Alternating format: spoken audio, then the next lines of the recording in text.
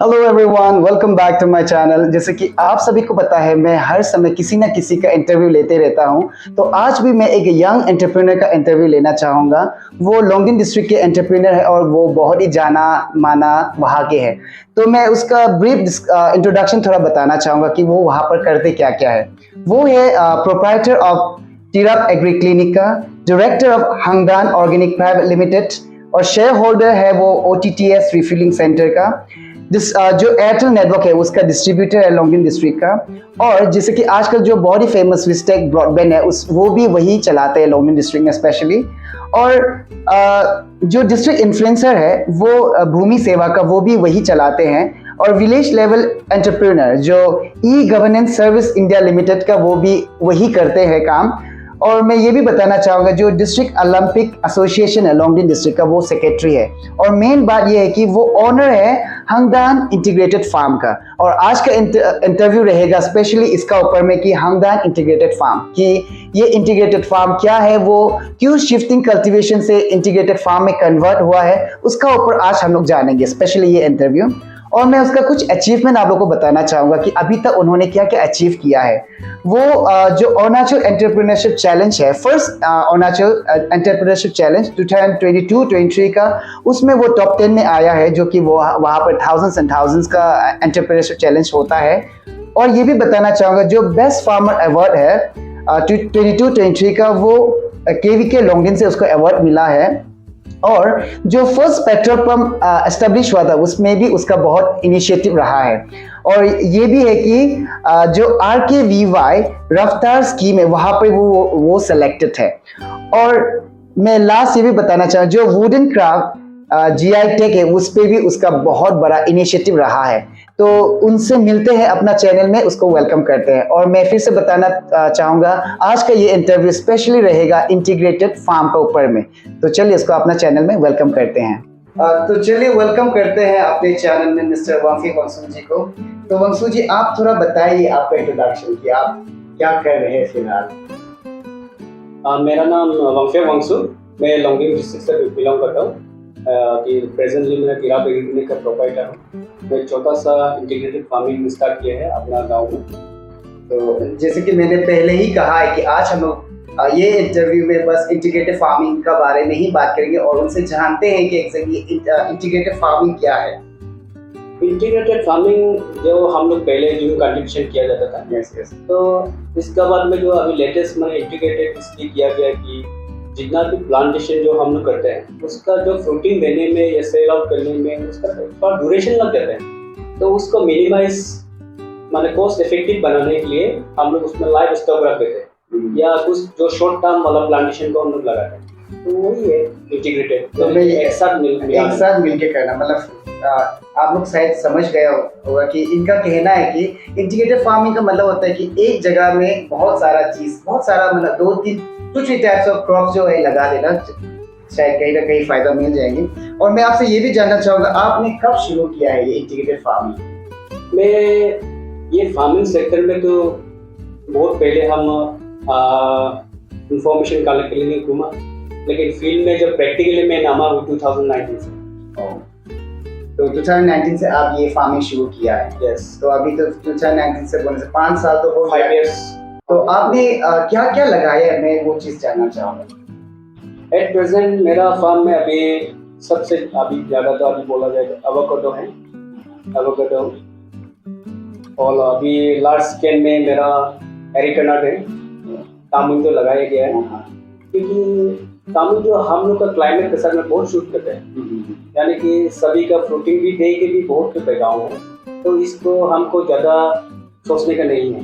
इसके बाद में रामबुटन लगाए हैं, ये तो लेटेस्ट वाला हम लोग का DM में सबसे नया क्रॉप हो सकता है। इसका फ्रूटिंग अभी तक नहीं हुआ, लेकिन ग्रोथ अच्छा पकड़ रहा है, तो उम्मीद करते हैं उससे भी हो जाएगा। इसका मैं अपना जो लोकल मैंने वैल्यूबल फ्रूट जैसे भी लगाए हैं, जैसे कोबिया कोपीराना बोलते हैं, इसका मैं लंगसेट, ऐसे अलग अलग किस्म का मैंने हमने फ्रूट लगाया हूँ। और सीजनल फ्रूट सब ऑलमोस्ट मैंने 12 महीना में सीजन में फल फूलना चाहिए, फल आना चाहिए, ऐसे पेड़ लगा रहा हो जो कुछ खाने तक की। लेकिन कमर्शियल के लिए 3-4-5 ऐसे कुछ लगा रहा।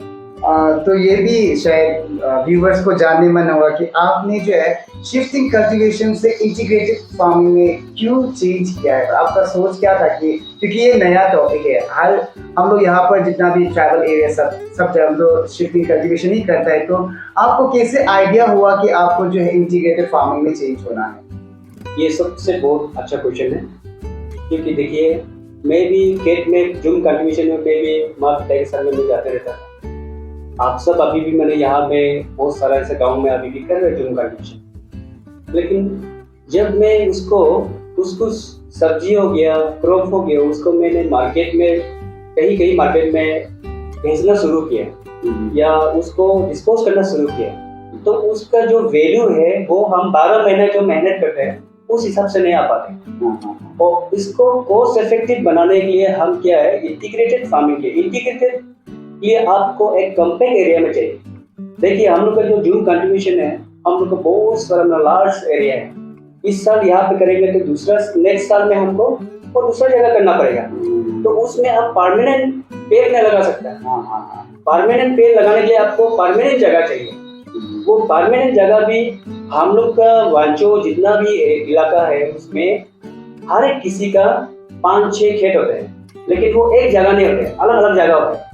तो मैंने इसको एक लोगों को मैंने एक जानकारी होना चाहिए या लोगों को मैंने इसमें ये फार्मिंग सेक्टर में आना चाहिए बोलकर मैं थोड़ा बहुत मैंने इंकरेज करने का कोशिश कर रहा हूँ कि एक ही जगह में करो, एक कम्पैक्ट एरिया में। मैंने कम्पैक्ट एरिया में एक दूसरा से मैंने खेत लेना शुरू किया, ताकि क्या होगा, एक जगह करने से आपका टाइम कंजम्पशन उसमें कम हो जाता है, प्लस आपका जो प्लांटेशन है वो पेड़ लगा सकता है। जूम कल्टीवेशन में पेड़ लगा के छोड़ने से उसमें नेक्स्ट साल तो दूसरा लगाएगा तो छोड़ देगा ना, तो इसमें थोड़ा प्रॉब्लम आ जाता है। तो मैं ये भी जानना चाहूँगा, आपको जो है अभी तक गवर्नमेंट से कुछ मिला है कि आपने इतना चेंज कर दिया है जो नॉर्मल कल्टीवेशन उससे जैसे कि जो इंटीग्रेटेड फार्मिंग में आपने चेंज है, तो आपको क्या गवर्नमेंट से कुछ आइडिया मिला है ना, आप खुद नहीं सोचा है? और ये भी जानना चाहूँगी कि आपको गवर्नमेंट से कुछ अभी तक कुछ मिला है क्या, कोई भी डिपार्टमेंट से? जब मैं शुरू कर रहा था तो मेरा पर्सनली मेरा इंटरेस्ट है फार्मिंग या प्लांटेशन के ऊपर में, तो मैंने गवर्नमेंट की स्कीम के बारे में इतना जानकारी नहीं था, गवर्नमेंट इसे मदद करेगा नहीं करेगा ये तो उतना मालूम तो नहीं था। लेकिन मैं जब काम शुरू किया तो गवर्नमेंट का ऑफिसर को भी मैं अप्रोच किया, और स्पेशली जो एग्री होती वाला लोग दिया है, बहुत कुछ दिया है मुझे।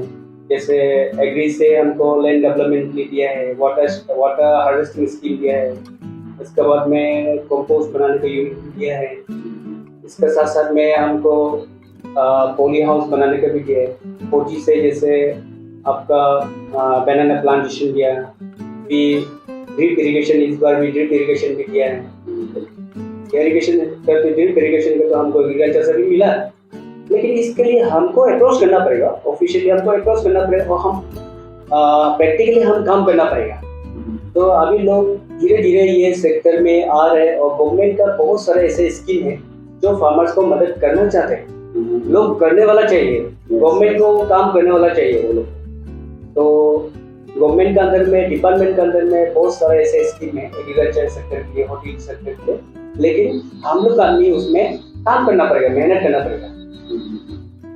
तो जैसे कि आपने 2019 से इस फार्मिंग में लगा हुआ है, तो मैं फिर से ये भी फिर जानना चाहूँगा कि आपको जो अभी तक कुछ फायदा हुआ है क्या, और क्या क्या आपने क्या क्या लगाया है और क्या क्या फायदा हुआ है? फायदा तो देखिए 5 साल तो बहुत ज्यादा साल होता है, मैं बार बार बोल रहा हूँ। मैं पहले से ही मन बना लिया, 7 साल से पहले हमको कुछ बेनिफिट मिलने वाला नहीं, क्योंकि मैं ऐसे सेक्टर को पकड़ा हूँ जो 8 साल 9 साल का मन में उसका जो फल दिखाई देते हैं। तो मुझे भी पता है कि हमको 3-4 साल 5 साल में हमको कुछ नहीं मिले, इसलिए मैंने उसमें इंटीग्रेटेड किया है। इंटीग्रेटेड इन द सेंस के मैं तो लाइफ स्टॉक को उसमें डालना शुरू किया। मैं पिगरी रखा है, उसके बाद डेयरी रखा है, और पोल्ट्री रखा है, फिशरी रखा है, तो बनाना भी रखा है। तो बनाना से तो मेरा हार्वेस्टिंग 2 साल हो गया, उससे थोड़ा बहुत मैंने लेबर लोग का पेमेंट उनसे भी आते हैं। इसका में मेरा जो पोल्ट्री है वो तो अभी भी है, जैसे 200-300 से रहता है मेरा पास स्टॉक। तो उसमें से गांव वाला लोग लेता है कि हम लोग भी कभी कभी लॉन्ग लेके जाते देते हैं। तो ये क्या हो गया, ये शॉर्ट टर्म हमको थोड़ा बहुत उससे एक लेबर कोस्ट का होने से भी थोड़ा बहुत मैनेज करने में ये फायदा होता है। इंटीग्रेटेड का यही फायदा है। क्योंकि जैसे कि हम दोनों बात करें इंटीग्रेटेड के ऊपर में, तो कुछ लोग ऐसा होते हैं एक ही आदमी वहीं पर लगा रहेगा, तो अगर सिर्फ खुद ही लगते रहे और वहां से कुछ भी प्रॉफिट नहीं मिल रहा है, तो जीने के लिए तो चाहिए कुछ प्रॉफिट, मतलब पैसा तो चाहिए। तो पैसा कमाने का मतलब 5-6 इयर्स आप सोचते रहे और ईयर में अगर कुछ भी फायदा नहीं, तो क्या आपको लगता है कि इंटीग्रेटेड में आएंगे? लास्टली तो हम लोग को वही ऑप्शन है, क्योंकि अभी देखिए गवर्नमेंट भी जो कंट्रीब्यूशन को तो इनकरेज नहीं कर रहा है। बाकी जो प्लांटेशन सेक्टर में तो इनकरेज करता है, वो इकोनॉमिकली वायबल भी होता है। बहुत सारे ऐसे फ्रूट हैं जो इकोनॉमिकली आपको बेनिफिट दे सकता है। लेकिन हम लोग क्या करते हैं, हम अपने हिसाब से हम काम कर सकते हैं। मैं अगर 5 खेत किए हैं तो हमसे और ज़्यादा करने वाला जो कैपेसिटी है तो वो 10 करो 20 करो, तो वो अपना हिसाब से एक खेत भी शुरू कर सकता है। क्योंकि अभी उसको भी तो 5 साल 6 साल तो रुकना पड़ेगा, तब तक वो अपना वो बीच में सब्जी लगा सकता, अदरक लगा सकता, हल्दी लगा सकता, टर्मरिक जो अभी बोला था, या पाइनएप्पल लगा सकता, जो 6 महीना में 1 साल में जो फ्रूटिंग दे सकते हैं, ताकि उसका जो कोर्स है वो ज़्यादा उसका मैनेजमेंट से ज़्यादा हाई नहीं होना चाहिए, उसका मैनेजमेंट में प्रॉब्लम नहीं आना चाहिए बाद में। तो आपका कहना है कि एक तो बड़ा से मतलब कुछ प्लांट्स लगाओ जो 5-6 इयर्स तक रहेगा, लेकिन बीच में मतलब आप उसका जगह पर नहीं, उसके साथ ही साथ आप शॉर्ट टर्म कुछ क्रॉप भी लगा सकते हैं जिससे आपको प्रॉफिट भी मिलते रहेगा। तो मैं ये भी जानना चाहूँगा आपको कितना प्रॉब्लम हुआ इसको, शायद अभी तक तो आप थोड़ा सेट हो गया 5 इयर्स तो मामूली बाने, तो आपको क्या तकलीफ हुआ इसको इतना सेट करने के लिए, तो क्या क्या प्रॉब्लम्स आप फेस करना पड़ा? सबसे पहले बात तो हमको ऐसे जो नहीं लगता है कि कौन सा ऐसे फील होता होगा जहाँ में प्रॉब्लम है। पढ़ाई करो उसमें भी प्रॉब्लम है, सर्विस करो उसमें भी प्रॉब्लम है, तो फार्मिंग करो तो फार्मिंग में भी तो प्रॉब्लम हो सकता है। डिग्री और प्रॉब्लम अलग अलग हो सकता है, तो आप इसको कैसे टैकल करेगा वो अलग हो सकता है। आपका जो मैटर करता है आप उस लाइन में इंटरेस्ट है कि नहीं, फार्मिंग सेक्टर में आप इंटरेस्ट है कि नहीं, वो मैटर करता है। अगर आपका इंटरेस्ट है तो तकलीफ थोड़ा दूर हो जाएगा। तकलीफ तो हर जगह तकलीफ होगा, वैसे मेरा साथ भी बहुत सारा तकलीफ हुआ। सबसे पहले तो जमीन एक जगह मिलना ही सबसे बड़ा बात है मेरे लिए। मेरा एक जमीन था, उसके सामने वाला लोग कोई किसी ने नहीं देते हैं, तो मैं एक जगह कंपेक्ट कैसे बनाएगा जगह को। अब मेरा टारगेट था एक जगह कंपेक्ट एरिया में, हमको अगर फार्मिंग करना तो एक कंपेक्ट एरिया में करना है, तो हमको जमीन नहीं मिल रहा तो हम कहाँ कंपेक्ट एरिया में करेगा। वो सबसे बड़ा चैलेंजेस ये था। तो बाद में हमने धीरे धीरे थोड़ा इधर से एक्सचेंज करके भी लिए, पेड करके भी लिए। तो ये पहला मेरा सबसे पहला मेरा प्रॉब्लम तो ये हो गया। और दूसरा हो गया, अभी प्रेजेंटली मेरा सबसे ज्यादा प्रॉब्लम होता है लेबर का।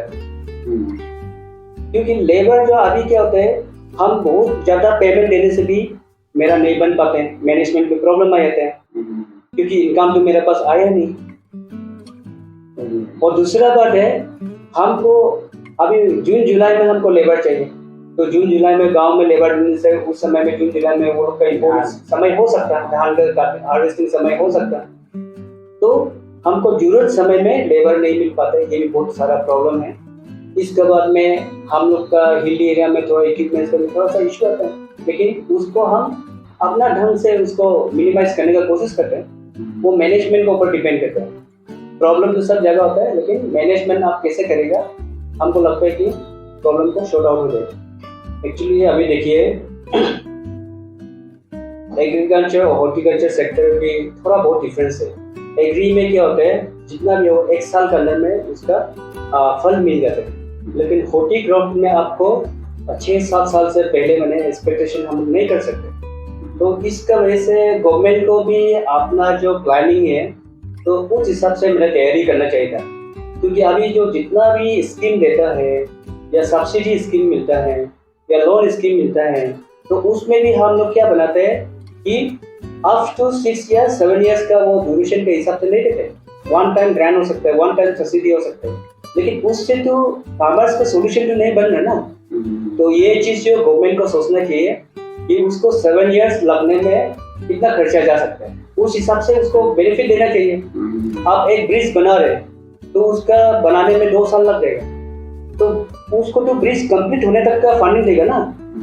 तो इसी तरह मतलब फार्मर्स को भी वो बेनिफिट देना चाहिए, फ्रूटिंग होने तक एटलीस्ट उसका मदद देना चाहिए, सब्सिडी के ढंग से हो या ग्रांट से हो, किसी भी मतलब असिस्टेंट होना उसको इस तरह का मतलब प्लानिंग गवर्नमेंट की तरफ से करने से और भी सुविधा हो सकता है। लेकिन गवर्नमेंट का ऐसे अभी तक तो ऐसे कोई नेम आया नहीं है, तो ये प्रॉब्लम है फार्मर्स को। ये फार्मर्स का स्पेशली जब सब्सिडी का बात करते हैं, मैंने कुछ ये भी कंप्लेंट्स थोड़ा सुना है कि पहले लोन को दिया जाता है, सब्सिडी को नहीं होके, तो लोन को चुकाए ना सब्सिडी कम, उसका भी थोड़ा शायद आप शायद अच्छा से जानेंगे इस चीज के ऊपर में।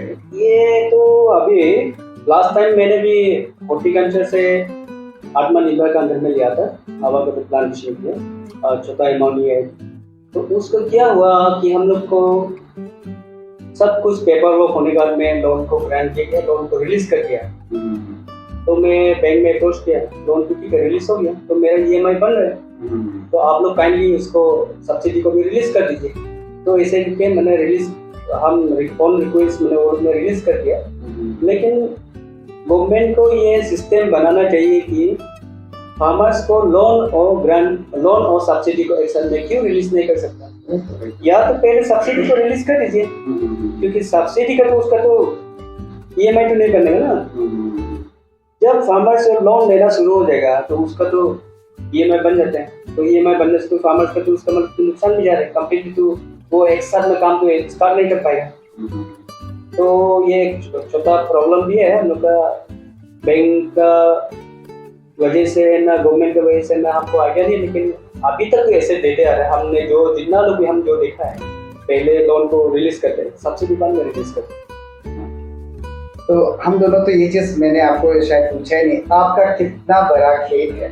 आपने बोला है कि मैंने आसपास का सभी को थोड़ा बहुत ले लिया, तो आपका हिसाब से कितना हेक्टेयर या कितना आपका बड़ा खेत है कि मतलब कोई अगर इंटीग्रेटेड फार्मिंग करना चाहता है तो कितना तक खेत में शायद ठीक रहेगा आपका हिसाब से?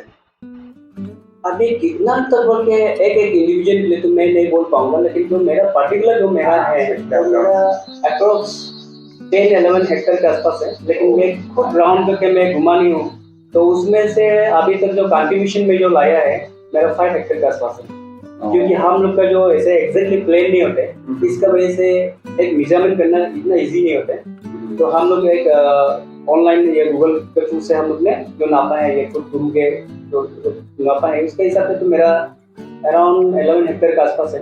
उसमें से कंट्रीब्यूशन में ला चुका वाला मेरा 5 हेक्टेयर के आसपास है। तो आपके पास तब तो ऑफिशियल विजिट भी होते रहता होगा, डिपार्टमेंटल या बोलो या कहीं से भी हो। डिपार्टमेंटल अभी तक आपका जितना इंटीग्रेटेड फार्मिंग करके इतना बड़ा, तो मुझे नहीं लगता कि तिराप लॉन्गिन में इतना हर कोई होगा, मतलब बहुत कम ही केस हो। तो आपके पास कौन कौन आता है मतलब चेक करने के लिए? डिपार्टमेंटल बोले ऐसे बात नहीं है, बहुत लोग बहुत अच्छा खेती कर रहे हैं, बहुत लोग इसे बहुत ज़्यादा भी कर रहे हैं। हम तो जो हम लोग का जगह के हिसाब से मेरा थोड़ा बहुत ज़्यादा लग सकता है, लेकिन मेरा बहुत कम ही है। बहुत जगह में तो 100-200 हेक्टेयर काम करते हैं, लेकिन वो लोग लॉन्गिन में नहीं दूसरा जगह में, दूसरा जगह तो बात नहीं, हम स्पेशल अपना जो PCL एरिया है वहाँ का मैं बात कर रहा हूँ। तो मैं एक्चुअली क्या कर रहा है कि दूसरा लोग अलग अलग जगह में करते हैं, तो मेरा एक कंपेक्ट एरिया में हो गया, इसलिए थोड़ा बहुत ज़्यादा भी लगता है। और 5-6 हेक्टेयर मेरे लिए भी थोड़ा ज़्यादा तो है, मैनेजमेंट के हिसाब से भी, लेबर के हिसाब से थोड़ा बहुत ज़्यादा लगता है। तो ऑफिशियल विजिट तो आता होगा शायद? ऑफिशियल विजिट तो अभी बहुत सारा ऑफिशियल विजिट आया है, नाबार्ड से आया है, ये डायरेक्टर ऑफ हॉर्टिकल्चर आया था, और सॉरी डायरेक्टर ऑफ एग्रीकल्चर आए थे।